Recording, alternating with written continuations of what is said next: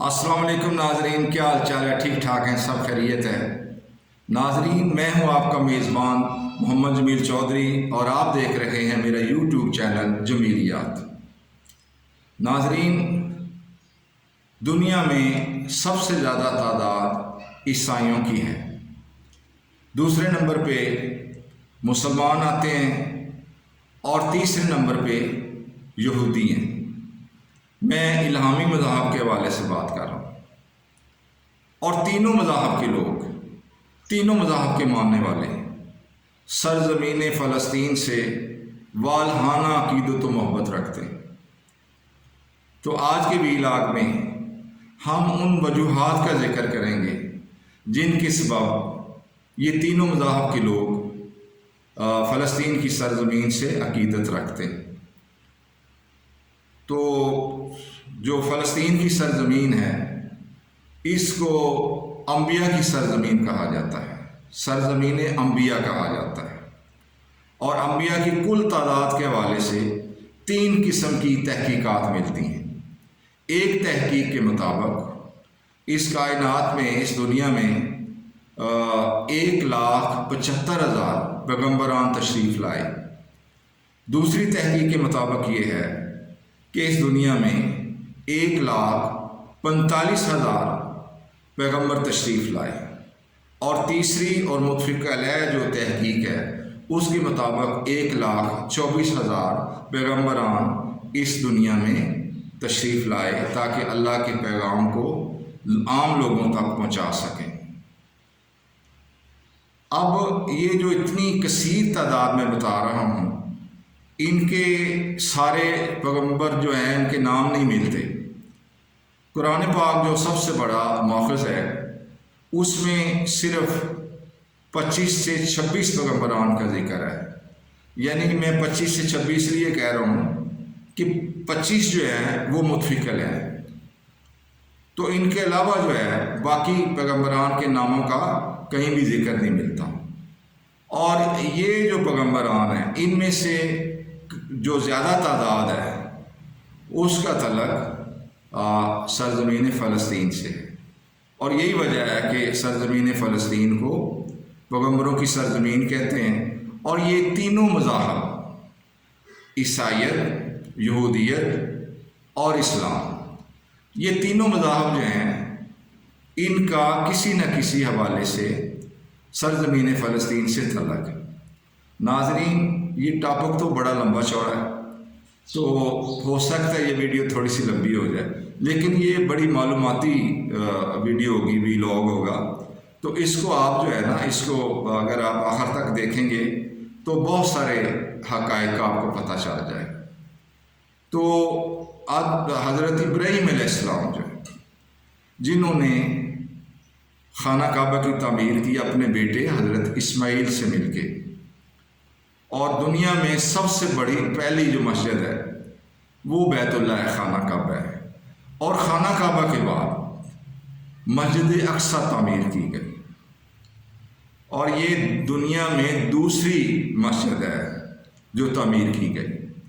اور ابراہیم علیہ السلام کے متعلق بھی یہی کہا جاتا ہے کہ وہ بھی ہجرت کر کے فلسطین آ گئے تھے۔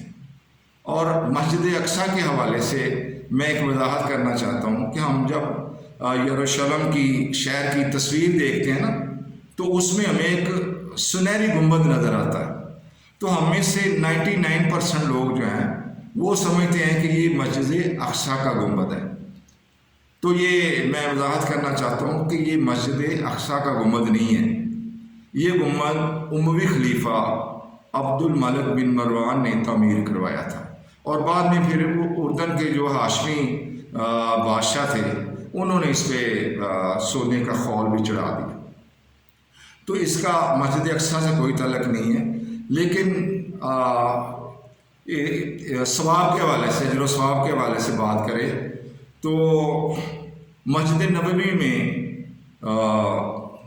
جو ایک نماز کا ثواب ملتا ہے وہ 50,000، ایک نماز 50,000 نمازوں کے برابر ہے، اور مسجد اقصی میں ایک نماز جو ہے وہ 5,000 نمازوں کی برابر ہے۔ اور اگر ہم اس گنبد کے حوالے سے تھوڑی سی وضاحت کر دیں، مزید وضاحت کر دیں، تو یہ گنبد جو ہے اس کو کہتے ہیں ڈوم آف دی راک. اور اس کی بیک گراؤنڈ کیا ہے کہ یہ عیسائیوں کے جو یہودی ہیں ان کے مطابق بھی یہ بڑی مقدس جگہ ہے، وہ بھی اس سے عقیدت رکھتے ہیں. اور مسلمانوں میں عقیدت کی وجہ کیا ہے کہ یہ کہا جاتا ہے کہ جب حضور پر نور حضرت محمد مصطفیٰ صلی اللہ تعالیٰ علیہ وآلہ وسلم آپ کو معراج شریف کی بشارت دی گئی تو حضرت جبرائیل علیہ السلام جو ہیں وہ آپ کو لے کے مسجد اقصیٰ آئے، اور مسجد اقصیٰ میں آپ نے تمام انبیاء کی امامت کی. اور یہ جو مسجد اقصیٰ کا جو آتا ہے نا، یہ 35 ایکڑ پہ محیط ہے. تو یہاں آپ کو یہ امام الانبیاء کا شرف عطا کیا گیا. آپ نے یہاں تمام انبیاء کی امامت کی، اور اس کے بعد امامت کے بعد آپ پھر معراج شریف کے لیے محو پرواز ہوئے. اور وہ جو براق لایا گیا، وہ جو اس خچر تھا جس کا نام براق تھا، تو اس پہ آپ جب بیٹھنے لگے تو آپ پہلے اس چٹان پہ چڑھے اور پھر براق میں سوار ہو گئے. تو پھر اس طرح وہ آپ معراج شریف کے لیے محو پرواز ہو گئے. تو اس کی جو عقیدت محبت کی وجہ ہے وہ یہ ہے. اب یہ چھوٹا سا میں نے آپ کو کلو دے دیا. ویسے ہی چلتے چلتے ہم پھر وہ پیغمبران پہ آ جاتے. تو اس سرزمین سے حضرت موسیٰ علیہ السلام کا بھی تعلق تھا، اور یہودی جو ہے یہ حضرت موسیٰ علیہ السلام کی امتی ہیں. اور موسیٰ علیہ السلام کا اکثر ہم میں سے اکثر لوگوں کو وہ جو قصہ قرآن پاک میں بیان کیا گیا ہے، بلکہ قصائص ہیں جو بیان کیے گئے ہیں، تو وہ ان کا مقابلہ تو فرعون سے ہی ہوتا رہا ہے، اور فرعون کا تعلق جو ہے وہ مصر سے تھا. تو آپ اپنے ساتھیوں کو لے کے فلسطین آ گئے تھے، اور فلسطین آپ نے اپنے ساتھیوں کو حکم دیا تھا کہ آپ اس مقدس شہر میں داخل ہو جائیں. یعنی آپ نے فلسطین کو ایک مقدس شہر قرار دیا. پھر حضرت موسیٰ علیہ السلام کی وفات جو ہے وہ بھی فلسطین میں ہوئی. اور یہودیوں کے بقول یہ ہے کہ یہاں بہت سی یہودی عبادت گاہیں تھیں، یادگاریں تھیں، اور جن کو رومن امپائر نے تہوبالا کر دیا، تباہ و برباد کر دی. تو اس طرح سے، اس طریقے سے، اس انداز میں اگر ہم بات کرتے ہیں تو یہودیوں کا تعلق بھی بن گیا. تو اب عیسائی رہ گئے. تو عیسائی سے کیا مراد ہے؟ عیسائی کا مطلب ہے عیسیٰ کا ماننے والا. یہ لفظی مناسبت پہ غور کریں.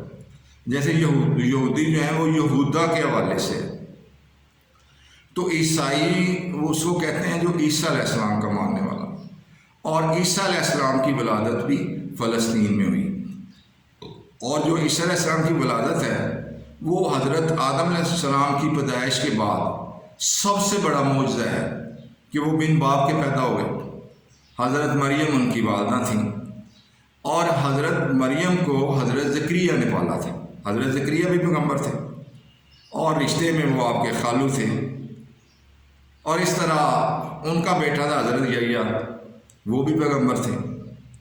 تو یہ اس کے بعد یہ ہے، اگر ہم تھوڑا سا عیسیٰ علیہ السلام پہ فوکس کریں تو عیسیٰ علیہ السلام جو ہے وہ اسی سرزمین پہ پیدا ہوئے.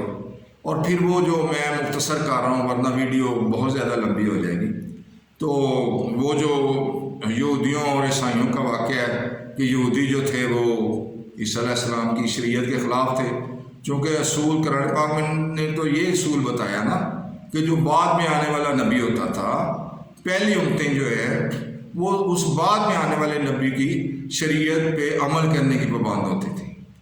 تو عیسیٰ علیہ السلام بعد میں آئے، لیکن یہودیوں نے انکار کر دیا. وہ کہنے لگے ہم تو بخشے بشائے لوگ ہیں، اور ہم تو اللہ کے بڑے لاڈلے ہیں، اور ہم تو بالکل جنتی ہیں، تو ہمیں تو عیسائیت کو ماننے کی ضرورت نہیں ہے. تو بہرحال وہ جو آگے پھر قصہ کہانی آتا ہے کہ ان کو صلیب پہ چڑھا دیا گیا.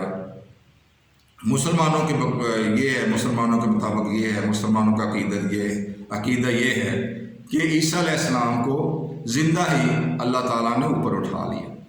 اور پھر وہ دوبارہ تشریف لائیں گے، قیامت کے قریب دوبارہ تشریف لائیں گے، اور وہ جو انہوں نے دوبارہ تشریف لانی ہے اس تشریف آوری کا بھی تعلق فلسطین سے ہے، وہ فلسطین میں آئیں گے، اور پھر اس کے بعد دجال والا معاملہ ہے، پھر وہ دجال سے لڑیں گے، دجال کے فتنے کے خلاف اٹھیں گے، لڑیں گے، دجال کو قتل کریں گے، اس واقعے کا تعلق بھی سرزمین فلسطین سے ہے۔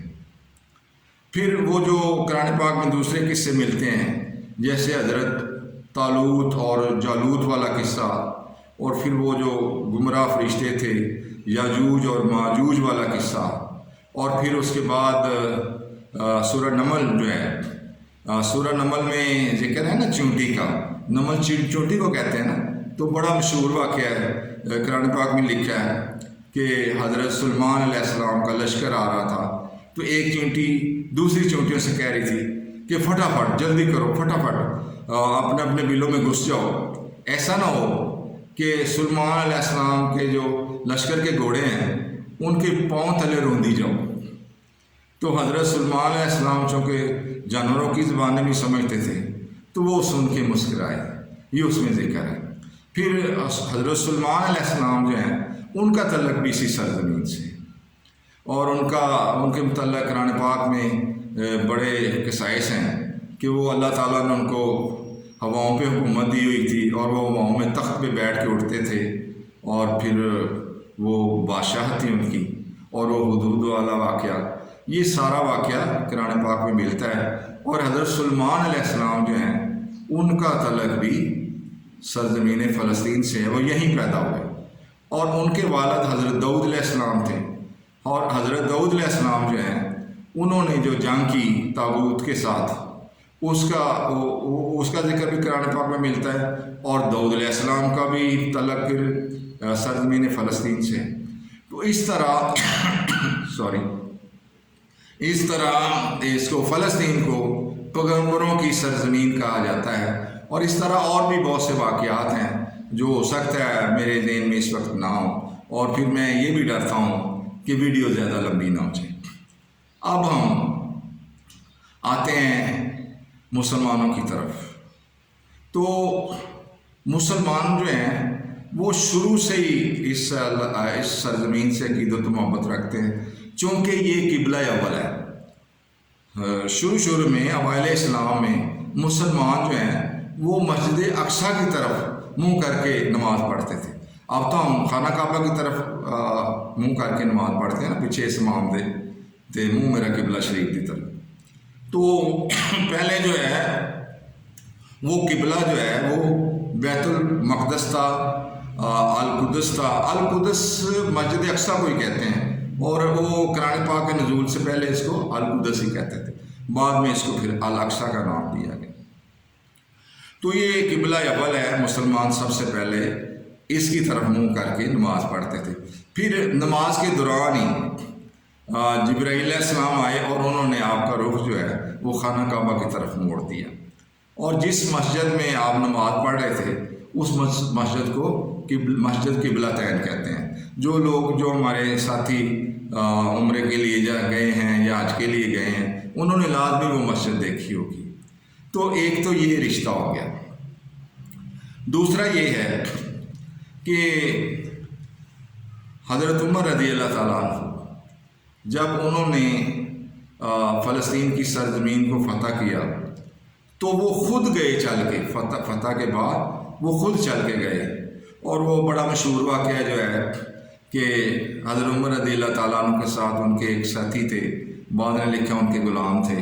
تو شروع میں سفر کی شرائط طے ہوئی، یہ ہوا کہ آدھے رستے باری باری ہوگا کہ آدھے رستے کچھ رستے بیٹھیں گے، گھوڑے پہ سوار ہوں گے وہ ساتھی، اور اس کے بعد پھر حضرت عمر سوار ہوں گے۔ تو اس طرح یہ باری باری سوار ہوتے رہے، چلتے گئے، اور اس طرح آگے بیت المقدس جب آیا تو کیا ہوا کہ حضرت عمر کی باری پیدل چلنے کی تھی اور وہ غلام گھوڑے پہ بیٹھے ہوئے تھے۔ تو وہ دیکھ کے بڑے حیران و پریشان ہوئے، اور انہوں نے ان کے رومنس کے ذہن میں تھا کہ بھی بادشاہ کا ایک جاہ و جلال ہوتا ہے، ایک روب و مرتبہ ہوتا ہے، اور وہ زرق برق لباس ہوتا ہے، پوشاک ہوتی ہے، تو یہ تو ایک سادہ سا بندہ ہے. تو یعنی کہ پتہ ہی نہیں چل رہا تھا کہ اس میں مسلمانوں کا حکمران کون ہے اور وہ دوسرا ساتھی کون ہے. بہرحال یہ ایک واقعہ ہے. تو آپ وہاں گئے تو پھر آپ نے کیا کیا کہ آپ نے اپنے ہاتھوں سے وہ جو ڈوم آف دا راک تھا، جو گنبد تھا جس کو قبۃ الصحرا کہتے ہیں عربی میں، تو اس پہ نا رومنز نے کچرا پھینکا ہوا تھا، تو آپ نے اپنے ہاتھوں سے اس کو صاف کیا اور وہاں نماز ادا کی. تو یہ وجوہات ہیں کہ جن کی وجہ سے یہ تینوں مذاہب کے لوگ جو ہیں اس سرزمین سے والانہ عقیدت و محبت رکھتے ہیں. چونکہ جو مذہبی بزرگ ہیں، جو روحانی آباء و اجداد ہیں، تینوں کے جو روحانی آباء و اجداد ہیں ان کا تعلق سرزمین فلسطین سے ہے. تو میں اس ولاگ میں سیاست پہ بات نہیں کروں گا. یہ جو جنگ ہو رہی ہے اور اس میں آپ دیکھ رہے ہیں کہ تینوں مذاہب کے لوگ جو ہیں وہ اپنی اپنی عقیدت کا اظہار کر رہے ہیں. اور میری امریکہ دیکھیں جو عیسائیوں کا نمبردار ہے، اس نے اپنا بحری بیڑا بھی بھیج دیا ہے، اس کا وزیر خارجہ بھی آ گیا ہے اور وہ گولہ بارود بھی لے آئے ہیں اور ان کی اسپیشل فورس بھی آ گئی ہے. جبکہ دوسری طرف مسلمان جو ہیں وہ آپس میں صلاح مشورے میں اپنا مصروف ہیں، اور وہ بالکل روایتی طور پہ وہ عرب لیگ کا اجلاس ہوا ہے اور اس میں انہوں نے کہا ہے کہ دونوں پارٹیاں جو ہیں صبر و تحمل کا مظاہرہ کریں. ایک روایتی سے الفاظ ہیں. تو یہ عیسائی جو ہیں یہ کسی زمانے میں یہودیوں کے سب سے بڑے دشمن تھے.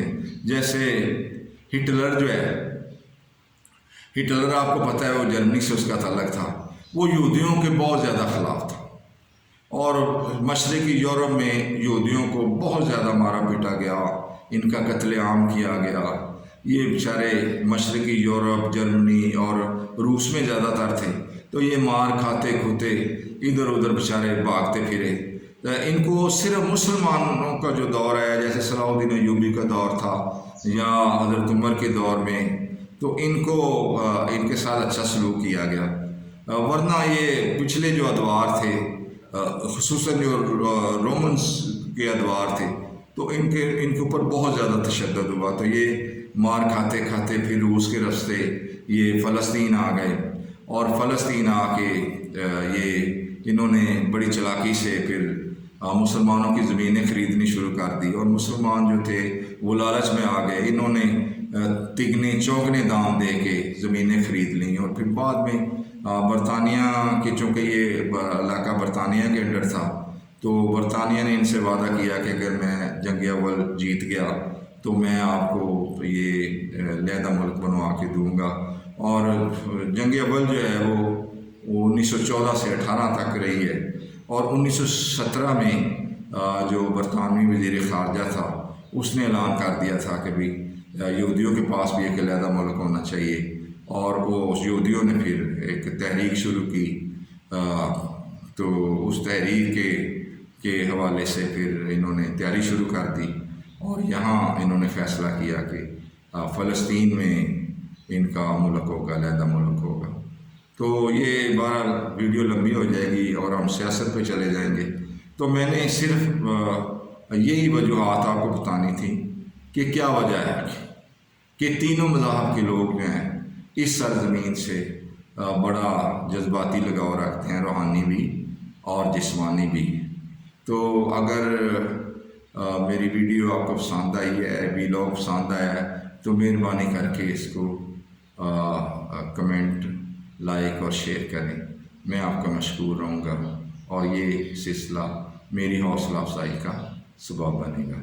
السلام علیکم ورحمۃ اللہ وبرکاتہ.